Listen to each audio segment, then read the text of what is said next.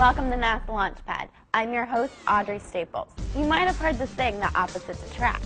And you know, that's true in a lot of cases, like in some bad romantic comedy. Or when you bring a pair of magnets close to each other. North and south poles will snap together. But sometimes, like with water, molecules of the same substance attract. Wonder why? You'll get a better picture of why when you get the chance to see water someplace other than Earth. Like on the International Space Station, commonly referred to as the ISS, where water appears to be nearly weightless. Here's Canadian Space Agency astronaut Bob Thirsk on the ISS with a closer look at water and this special property.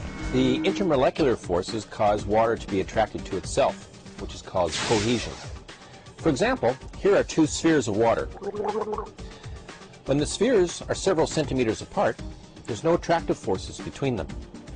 But when I bring them close enough together to attract, they merge through their attractive forces. So, you probably already know that water molecules are attracted to other water molecules, and that's called cohesion. Well, these same cohesive forces are responsible for surface tension. Surface tension is the property of a liquid that makes it beat up when it drifts on the surface, like a leaf or your skin or a coin. Water surface tension is pretty strong. You can check it out with an eyedropper of water and a penny. Take a closer look. See what happens when you squeeze the water out onto the penny, one drop at a time. How many drops do you think you can gently squeeze onto the penny before the water spills over the side of the penny? I bet it'll be more than you expected.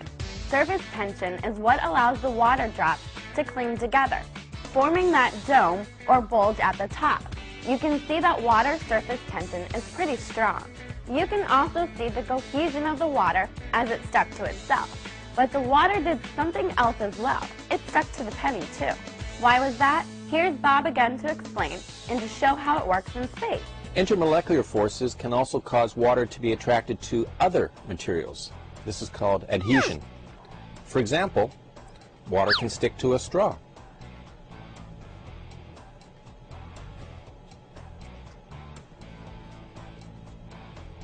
When I move the straw close to the sphere, the water sticks.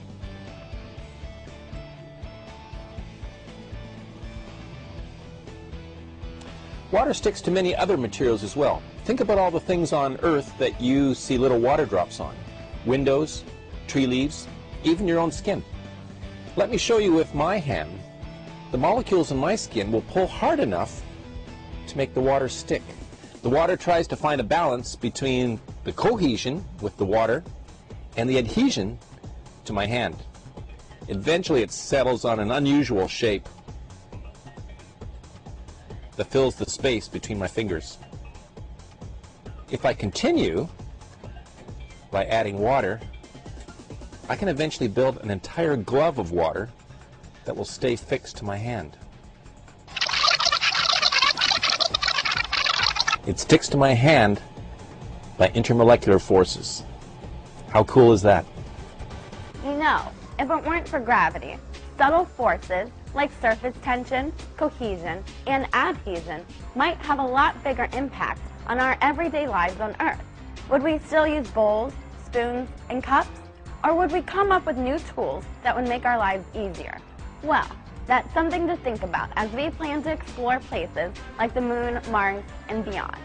That's it for now. I'm Audrey Staples, and we'll catch you next time on NASA Launchpad.